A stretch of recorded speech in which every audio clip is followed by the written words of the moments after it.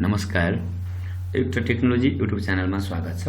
आजको यस श्रृङ्खलामा मैले ट्यालीमा रहेर कसरी ट्यालीमा ब्याजहरू सेट गर्न सकिन्छ, एक्सपायरी डेटहरू, एमएफजी डेटहरू कसरी सेट गर्न सकिन्छ भन्ने बारेमा जानकारी दिँदैछु। कृपया भिडियो अन्तिमसम्म हेर्नुहोला र मन पर्यो भने लाइक अवश्य गर्नुहोला। अहिलेसम्म हाम्रो च्यानललाई सब्स्क्राइब गर्नुभएको छैन भने सब्स्क्राइब गर्नुहोला। आउनुहोस् म भिडियोबाट सुरु गर्छु।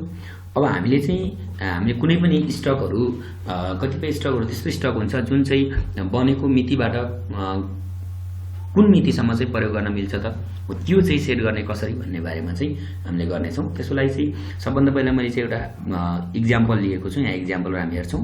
मैले milk product, fruit product, vegetable product भनेर तीनवटा प्रडक्टका सामानहरूमा ब्याजहरू सेट गर्ने कसरी भनेर ल्याएको छु। त्यसको लागि चाहिँ सबभन्दा पहिला भनेको छ यहाँ चिज, पनिर, स्क्वाइस र फ्रुट जुस भेज जुस भनेर यहाँ लिएको छ। यिनीहरूमा चाहिँ कसरी राख्न सकिन्छ त भनेर मैले एमएफजी डेट अनि चाहिँ एक्सपायरी डेट, क्वान्टिटी रेट सबै राखेको छु। यो कसरी राख्न सकिन्छ भन्ने बारेमा चाहिँ ट्यालीमा जाउँ। यसको लागि चाहिँ सबभन्दा पहिला ERP9 बटन थिच्नुपर्छ। यो ब्याज विस डिटेल पनि एक्टिभ गर्नुपर्ने सब मेनु भएको हुनाले यसलाई ERP9 बटन थिच्ने। अनि यो इन्भेन्ट्री फिचरभित्रको अप्सन भएको हुनाले इन्भेन्ट्री फिचरमा जानुपर्ने हुन्छ। र इन्भेन्ट्री फिचरमा गइसकेपछि यहाँनिर भनेको छ स्टोरेज एन्ड क्लासिफिकेसनको तेस्रो अप्सनमा मेन्टेन ब्याच विथ डिटेल भनेको छ। यसलाई चाहिँ यास गर्नुपर्ने हुन्छ।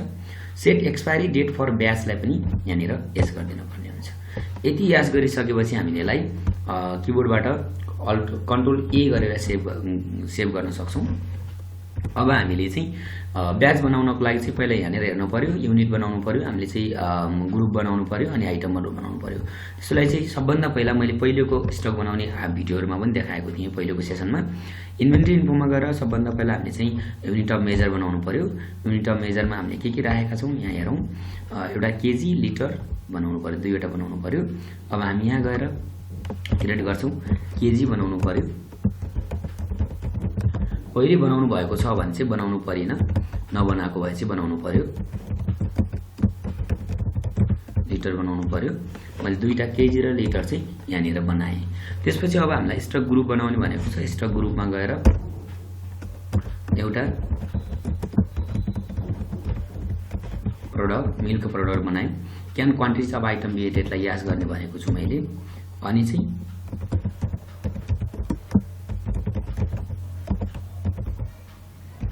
फ्रुट प्रडक्ट बनाउनु पर्यो।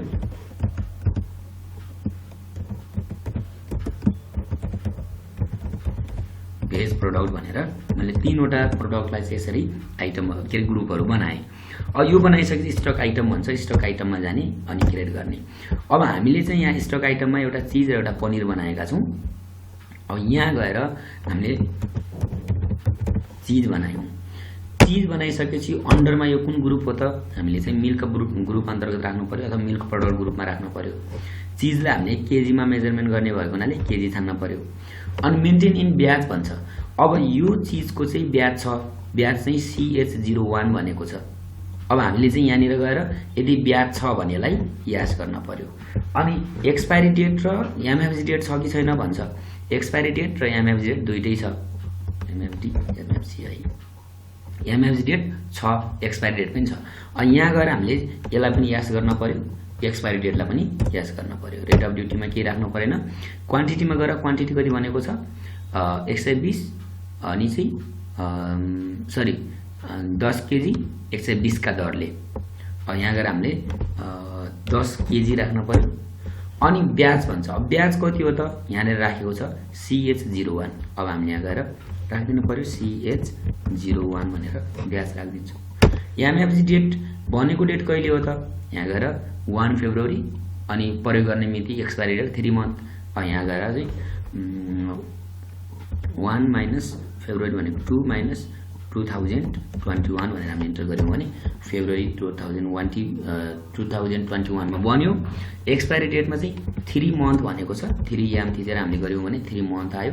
10 केजी 120 का दरले चाहिँ हामीले खरिद गऱ्यौँ। यसरी राखिदिनु पर्यो। यसलाई यसरी ब्याज सेट गर्न सक्छौँ।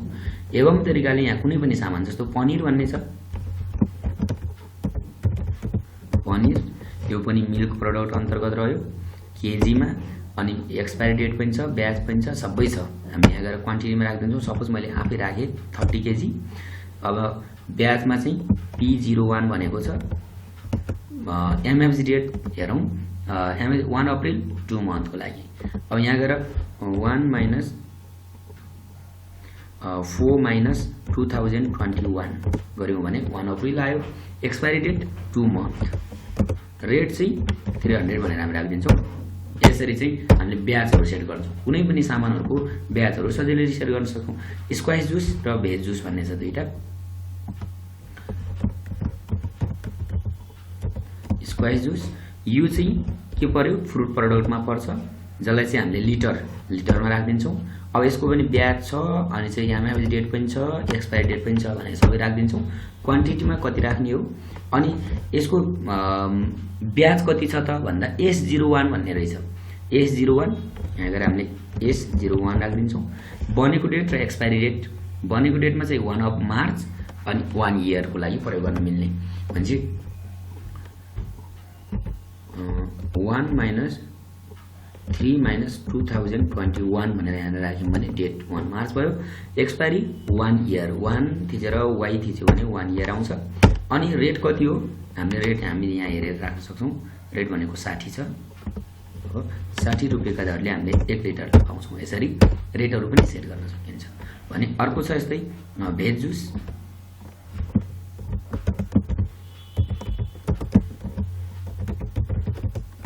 अनि अन्डरमा भेज प्रोडक्टमा राख्न पर्यो। यसलाई पनि लिटरमा राख्छौँ हामीले। अनि यसको यदि ब्याज छ भने एस गर्न पर्यो। सबै एस भएको हुनाले एस गरिदिउँ यहाँनिर। क्वान्टिटीमा भनेको छ 15 100 का दरले 1 जनवरीमा बन्यो 6 मन्थ।